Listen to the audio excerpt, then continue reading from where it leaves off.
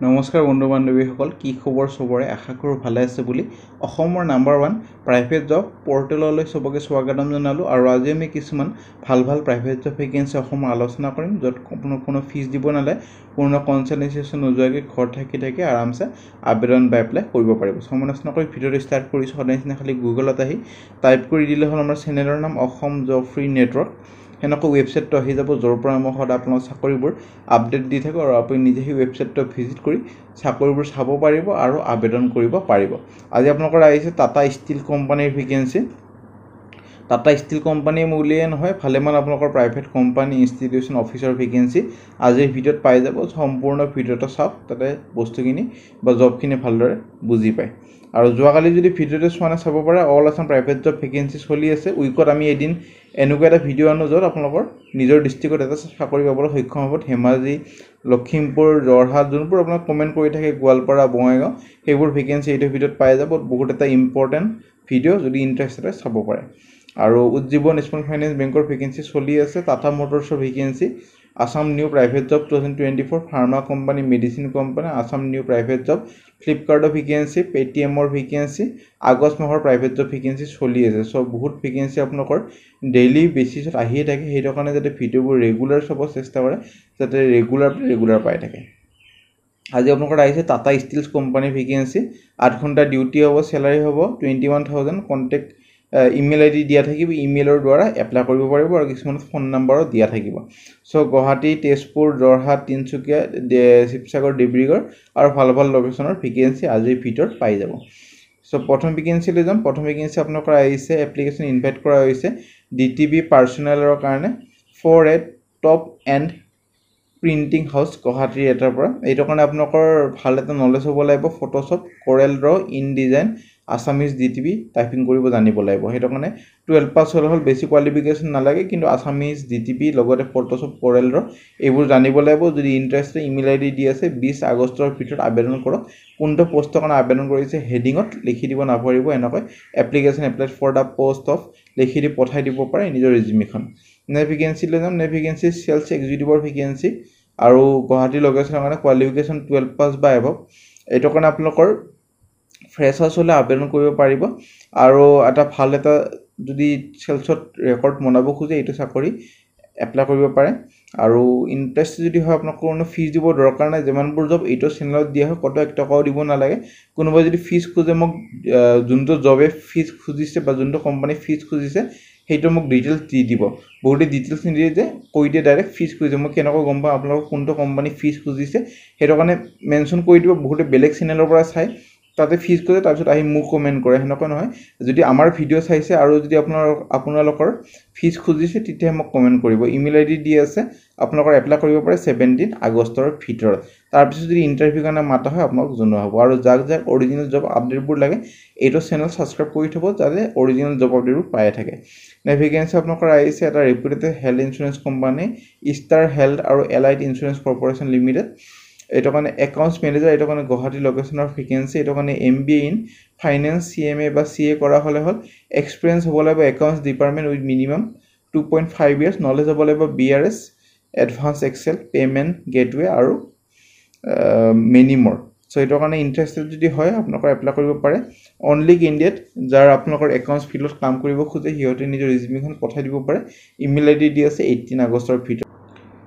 চ' friend, next ভেকেঞ্চিলৈ যাম। Next vacancy আপোনালোকৰ আহিছে SM কৰ্পৰেশ্যন লিমিটেড। এইটো এটা ট্ৰাষ্টেড বিজনেছ ডেভেলপমেণ্ট পাৰ্টনাৰ হয় টাটা ষ্টীল, যোনটো আপোনাৰ থাম্বনেইলত দেখা পাইছে টাটা ষ্টীল। এইটোৱে হয় টাটা ষ্টীল কোম্পানীৰ ভেকেঞ্চি। এইটো পজিশ্যনটো হ'ব এৰিয়া চেলছ অফিচাৰ। প্ৰজেক্ট চেলছৰ কাৰণে ভেকেঞ্চি, গুৱাহাটী লোকেশ্যনৰ কাৰণে। এইটো কাৰণে ট্ৰেভেলিং কৰিব লাগিব এক্ৰছ নৰ্থ ইষ্ট ষ্টেট। এইটো প্ৰডাক্ট লাইনবোৰ চাব পাৰে, টাটা ইস্কন TMT বাৰ, টাটা টিস্কন কাট আৰু bend services, Tata smart fab. এইটো আপোনালোকৰ ইণ্টাৰেষ্ট যদি হয়, কোৱালিফিকেশ্যন গ্ৰেজুৱেশ্যন কৰা হ'ব লাগিব, আৰু চেলছৰ অলপ হ'লেও যদি অভিজ্ঞতা আছে, ৰেফাৰেঞ্চ এটা দিয়া হ'ব। চ' ইণ্টাৰেষ্ট যদি হয়, আপোনালোকৰ নিজৰ ৰিজিউমিখন ইমেইল ID দি আছে, কোনটো পষ্টৰ কাৰণে আবেদন কৰিছে মেনশ্যন কৰি দিব হেডিং আৰু ছাবজেক্ট লাইনত। তাৰপিছত 17 আগষ্টৰ ভিতৰত আবেদন কৰিব পাৰে। নেক্সট ভেকেঞ্চি আপোনালোকৰ আহিছে ডি কুমাৰ গ্ৰুপৰ পৰা ভেকেঞ্চি। প্ৰথম আহিছে এছিষ্টেণ্ট ছুপাৰভাইজাৰ MEP, অৰ্থাৎ মেকানিকেল, ইলেক্ট্ৰিকেল আৰু প্লাম্বিঙৰ কাৰণে ভেকেঞ্চি এটা ভেকেঞ্চি আছে 30,000 CTC পাব 25ৰ পৰা 40 ইয়াৰ্ছ এটা হ'ব লাগিব কোৱালিফিকেশ্যন আপোনালোকৰ গ্ৰেজুৱেশ্যন আৰু মিনিমাম 2 বছৰ ৱৰ্কিং এক্সপিৰিয়েঞ্চ লাগিব MEP অৰ্থাৎ মেকানিকেল ইলেক্ট্ৰিকেল আৰু প্লাম্বিঙত 2 হুইলাৰ এখন হ'ব লাগিব মেণ্ডেটৰী ইণ্টাৰেষ্ট যদি হয় এপ্লাই কৰিব পাৰিব মই দেখাই দিম কেনেকৈ এপ্লাই কৰিব তেজপুৰ লোকেশ্যনৰ কাৰণে আহিছে এইটো লাষ্ট ডেট হ'ল আবেদন কৰিবৰ কাৰণে 17 আগষ্ট নে ভেকেঞ্চি সিনিয়ৰ এক্সিকিউটিভ একাউণ্টছৰ কাৰণে এটা ভেকেঞ্চি 15ৰ পৰা 25,000 চেলাৰি পাব 20ৰ পৰা 30 বছৰ যদি বয়স হৈ আছে এইটো চাকৰিৰ কাৰণে এলিজিবল হৈ যাব এইটো কাৰণে বিকম পাছ কৰা হ'ব লাগিব 2 বছৰ এটা অভিজ্ঞতা লাগিব ৰিলেভেণ্ট ফিল্ডত কাম কৰা টেলি লগতে গুড নলেজ হ'ব লাগিব GST TDS return bank statement আৰু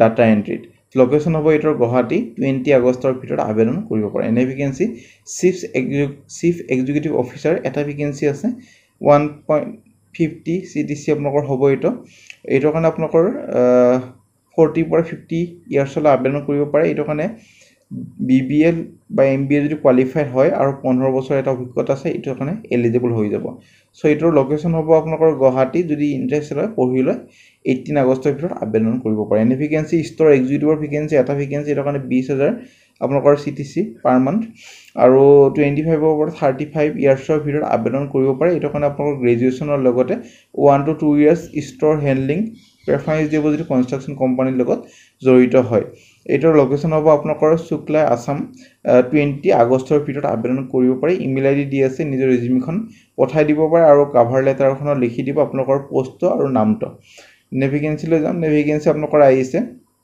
এটা প্লাইউড কোম্পানী ভেকেঞ্চি আগাৰটালাৰ পৰা এইটো কাৰণে HR manager store in charge accountant accounts মেনেজাৰৰ ভেকেঞ্চি HR মেনেজাৰৰ কাৰণে আপোনালোকৰ গ্ৰেজুৱেশ্যন ইন HR বা MBA কৰা হ'লে হ'ল ষ্ট'ৰ ইনচাৰ্জৰ কাৰণে গ্ৰেজুৱেশ্যন একাউণ্টেণ্টৰ কাৰণে BCom MCom পাছ আৰু একাউণ্টছ মেনেজাৰৰ কাৰণে BCom পাছ কৰা হ'লে এলিজিবল হৈ যাব ইমেইল ID দি আছে 18 আগষ্টৰ ভিতৰত আবেদন কৰিব পাৰে আৰু কোনটো পোষ্টৰ কাৰণে আবেদন কৰিছে মেনশ্যন কৰি দিব নাপাহৰিব নেভিগেঞ্চি প্লাইউড কোম্পানী আৰু এটা ভেকেঞ্চি এক্সপিৰিয়েঞ্চ পাৰ্চনেল বিচৰা হৈছে area cells manager Tezpur Jorhat Dimapur Imphal আগাৰটালা Siliguri আৰু ওড়িশাৰ ভেকেঞ্চি আৰু সেলছ এক্সিকিউটিভৰ ডিব্ৰুগড় শিৱসাগৰ তেজপুৰ ইম্ফল ডিমাপুৰ আৰু শিলিগুৰি ব্ৰাঞ্চ মেনেজাৰ ত্ৰিপুৰা আৰু ওড়িশাৰ কাৰণে চেলাৰি আপোনালোকৰ মেচ কৰা হ'ব ইণ্ডাষ্ট্ৰি ষ্টেণ্ডাৰ্ডৰ সৈতে সো এপ্লাই কৰিব পাৰে ইমেইল ID দি আছে 18 আগষ্টৰ ভিতৰত আৰু কোনটো পোষ্টৰ কাৰণে আবেদন কৰিছে এইটো মেনশ্যন কৰি দিব নাপাহৰিব আৰু যদি এৰিয়া সেলছ মেনেজাৰ যদি কৰিব খোজে আৰু একেটা লোকেশ্যন কোনটো লোকেশ্যন এৰিয়া সেলছ মেনেজাৰ চাকৰিটো কৰিব খোজে সেইটো মেনশ্যন কৰি দিব নাপাহৰিব যাতে